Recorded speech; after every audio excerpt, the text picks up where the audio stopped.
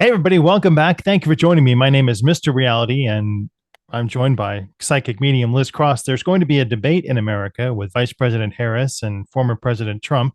And I thought we could stage a mock debate here with psychic medium Liz Cross, where I pose the questions, no bias, and then Liz Cross probes the individuals to see what the real answers are. This way, they can't lie, they can't make stuff up, they can't tell us what we want to hear. How do you think that would work out, Miss Liz Cross? You totally stunned me this morning, you clever thing, you. That's so funny. Yeah, let's do it. Okay, so I wonder if we can bring in and let me the people know how this works. So we're probing their unconscious, their conscious mind, their subconscious, their brain, their higher mind. What are you talking to, and what's their capacity to answer a question truthfully or with misdirection for both of the candidates? So we actually bypass the conscious mind, and I'm talking to the subconscious. The subconscious is where all personal thoughts, feelings, and opinions are held. The conscious mind is a lot of PR spin with these public figures. So you won't Right. get the truth out of them if you're just probing the conscious mind. You have to bypass that. The subconscious cannot lie. It Okay. cannot lie.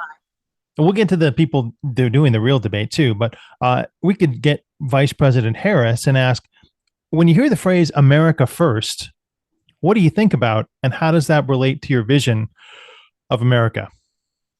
Ooh, when you hear the phrase America first, what do you think about? She thinks about her family, how she grew up, the opportunities that were given to her and her family, and how they've turned it all around and made something of themselves, which otherwise would not have been the case in their countries of origin. Right. Congratulations. That's a high honor that you've made it to. How would you respond to critics who label you a socialist or a communist? How would you respond to critics who label you as a socialist or communist? I'm proud to be one. It's the right thing to do. So does she feel that aligns with her principles, either one or socialism or communism? Do you feel that it aligns with your principles? Yes, she's more socialist as opposed to communist. Communist is too extreme for her, but she's definitely a socialist. Believes in giving everyone equal opportunity, which is the ideology of socialism. And she says that it's the fair thing to do. She had an opportunity, and so should everybody else. So I have to ask a question. But don't you think that the reason you and your family made something big, you came here and you turned it around and you made something big. Don't you think that was down to hard work, dedication, and motivation? Oh, absolutely. So what if you're trying to hand opportunities in the form of whatever cash payouts or however you deem, it reasonable to hand out opportunities to others? What if the determination and the motivation is not there? Then it just becomes a handout. So what do you have to say about that? Well, it's up to them to do what they want with that money, with that opportunity. If they don't take advantage of it, that's on them. But we've done what we wanted to do. We've given them that opportunity. Okay, what does she feel her first priority is, her first two priorities are when she's elected as president? If you are elected as president, what do you feel your first priority is? Policy and procedure. She's going to really knuckle down on restructuring a lot of laws, on tightening a lot of laws, taxes, definitely, she says. And what else? And trying to recoup a lot of money for the government. And what did you say the second priority? And what is your second priority? What is your second priority? Prison reform. What would she like to do with the prisons?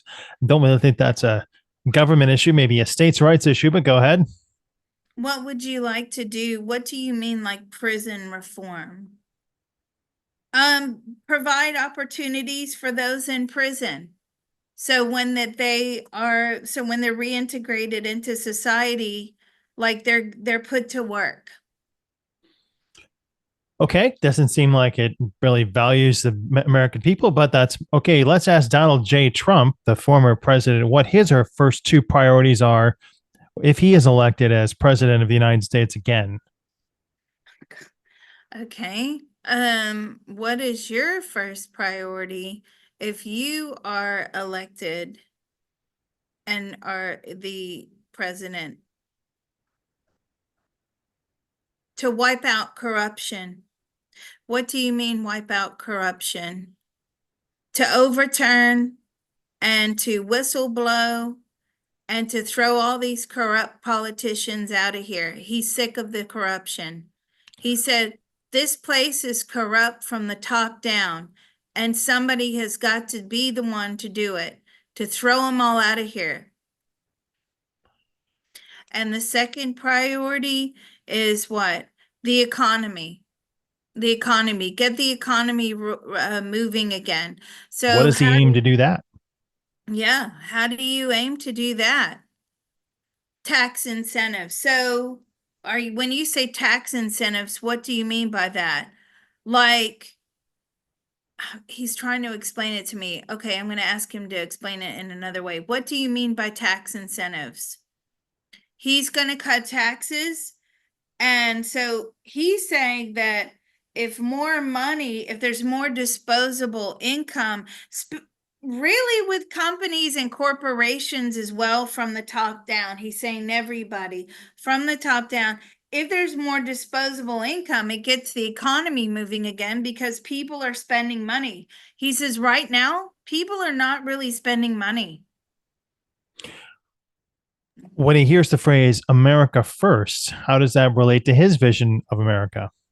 When you hear the phrase America first, what does that mean to you?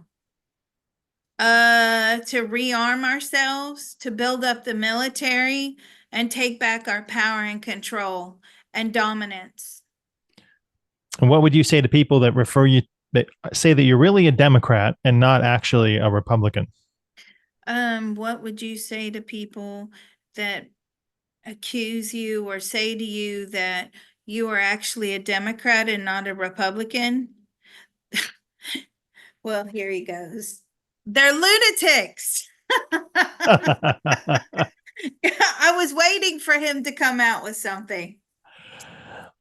All right. Back to Vice President Harris. I wanted to ask, how do you plan to address the growing national debt and ensure fiscal responsibility? How do you plan to address the national growing debt? Pay more taxes. We have to collect more money. The public have to be responsible for this debt and bear some of the burden of it. And she says that we're going to have to collect tax money. That's the only way to correct this problem. Where does she think that tax money is going to come from? People have said that she is going to tax unrealized gain. Is that part of her plan? Are you planning to tax unrealized gain? Absolutely. Absolutely, she is. And she will tax unrealized gains. Why? But that's not very popular because if somebody's house price goes up, she says they have to pay for that. But then there's a housing crash the next year.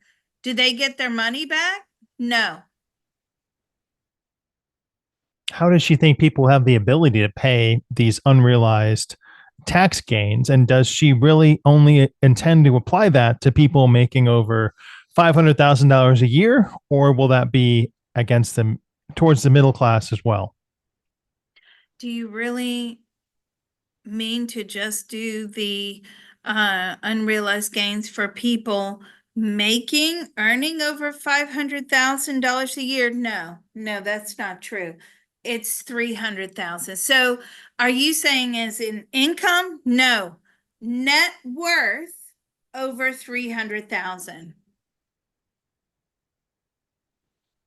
And for how long? A short term or long term? Short term, forever. What does Vice President Harris think about universal basic income? And is that something that she's going to implement in order to help spur the economy? A universal basic income. No, she likes to leave all that to the states. She's saying it's too much for the government. Let's have the same question for former President Trump, who actually provided during the stimulus, during the COVID era, money for people to help stir the economy. What is his feelings about universal basic income? What are your feelings about universal basic income?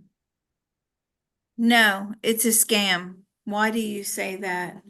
Because it's not fair. It should be means tested on each individual instead of just, treating everybody with blanket generalizations. What do you think about Vice President Harris, Mr. Trump, President Trump? What do you think about Harris? He says that, like, she's crazy.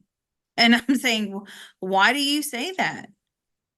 Because she's trying to keep the system broken. The system is not working, and she doesn't know how to fix it. And you can't fix a broken system by breaking it even more. All right, I'd like to talk to Vice President Harris and ask the same question. What do you think about former President Trump? What do you think about She's the one on Trump? the right, by the way. Oh, what do you think about Trump? She says the same thing. He's crazy. He's a deranged individual that just wants to get his hand on the red button and push it. Oh my God, these Where does two. that idea come from? Where does that idea come from? It's fact. Who's been telling her that? Who has been telling you that? Everybody can see it. Everybody knows it. It's, and what, I mean, but do you have any factual evidence? But his mouth. His mouth is enough. That's all you know. All right, I wanted He to will ask, do it. He will but push the button. uh, it seems I don't know what the reason for that would be. Let's ask Vice President Harris, what is the current president doing, President Joe Biden, now? What is Joe Biden doing now?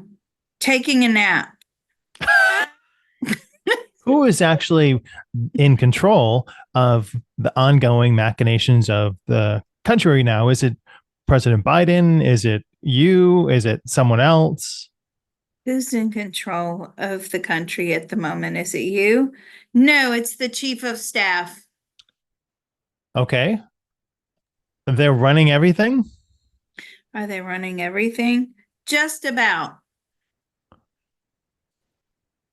All right. Very powerful position. Um, how does she handle criticism, Vice President Harris? And does she adapt to it or How do have a you, different way? that's okay. So how do you handle criticism? I mean, she just tries not to let it bother her. She just doesn't really pay much attention to it. And again, her coping mechanism is laughing. So when I asked her that question, she was laughing at me. Is she aware of what they're going to ask her during the upcoming debates? Are you aware of what they're going to ask you on the debate on Tuesday? Fully aware. Now, I'm going to say something here. I text you Thursday or Friday because I had remote viewed that she has a copy of all the questions for Tuesday. And who gave her those questions? Who gave you the questions for Tuesday? Somebody one of the staffers, somebody who knows somebody in CNN. Okay. Or This is Lindsay Davis here. I believe she's going to be one of the panel experts asking questions of former President Trump and Vice President Harris. Did she or is she aware of the fact that Vice President Harris has the questions in hand already? Lindsay Davis, are you aware that Harris has the questions? No, I don't even think she knows what the questions are. Okay. I'm going to ask David Muir, which could be mispronunciation of his name, if he is aware of whether or not Vice President Harris has access to the questions. Are you aware that Harris has a copy of the he goes, I don't know how. It's like top secret information. And Who's he's from creating the agency. questions? Sorry, Who's creating the questions? who's creating the questions? It's a panel. It's a secret panel. How many people? About six? Or how many did you say? 6 to 8 people? He's not exactly sure. Isn't he a Um, journalist? Can he answer his own questions? I mean, I'm not a journalist and I've made up questions on my own. No panel here, folks. no, you're so funny. How come you don't know? Because this is all top secret. It's top secret meetings, top secret everything, right? And it's supposed to be 50-50 Republican and Democrat. And they're discussing the questions, right? Now somebody has leaked those questions, and who somebody on the Democrat side has leaked the questions. And who did you leak the questions to? Somebody, did they pay you for the? I feel like he was paid for those questions. Not David Muir, but this person on the No. secret panel. Okay. Does David Muir have any biases or does he prefer one candidate to the other? Do you prefer one candidate to the other? Of course. Now, interestingly enough, do you prefer? He prefers Trump. All right. Now, We're going to ask the same. Go that's ahead. so funny to me because you see, this is why I love these mind probes, because people portray a certain image of themselves in order to, make what for whatever agenda they've got going on. Obviously, his is to stay employed at some level. I mean, I You don't want to know be too much employed. about A check him. is good, especially when it's that expensive, that big of a check. Yeah. The same for Lindsay Davis. Does she have a preference for either President Trump or Vice President Harris? Lindsay Davis, do you have do you have who are you going to vote for? Trump? No, Harris. She's voting for Harris. So you have a bias towards Harris. She's trying to not have a bias, okay? She's really trying hard to stay neutral. But obviously she's just told us that she will be voting for Harris. So I don't know if how she can, are you going to be able to control your emotions? No, she's really excited about this. But are you going to be able to control yourself? I mean, she'll present the questions, but are you going to be able to control your emotions? She doesn't know. Will they have plexiglass like they had in the Pence Harris debate here? Will they have This is a throwback plexiglass? from long ago. Do you know whether they're gonna have plexig or some sort of glass, bulletproof glass? Are they gonna have glass? She's not sure of the ins and outs. I wanted to ask if we could, former President Trump, if he could achieve one thing as president that would be remembered for generations, what would it be, and why is that so important to you? If you could achieve one thing that would be remembered for generations. He goes, you want me to do another one? Being shot in the ear was enough. Um, if you're to achieve one thing, he says, I live to tell the tale. Okay. We're not talking about that. We're talking about, as a president, if you are reelected, if you achieve, what's the one thing that you want to achieve to be remembered for the generations? How he stamped out corruption. He's really against the corruption. All right, let's ask the same thing of Vice President Harris. Here's his little baby. Oh, cute little baby. She's Um, very pretty. If you could achieve one thing as president, what would you like to be remembered for generations to come, Vice If President Harris? choose one thing as president to achieve, to be remembered for generations to come, what would it be? Really getting tough. Tough, and I'm saying how? What do you mean getting tough? Like really knuckling down on policy, procedure, law. What you mean knuckle down on the American people? Yes, like the taxpayers. What about how do you feel about crypto? She doesn't really even know what crypto is. It's up in the cloud, she thinks, maybe possibly. She's not where glazed she clouds are, but She doesn't do you understand crypto? No. And you can't hold it's that against. hard to understand It crypto, is. right? It is.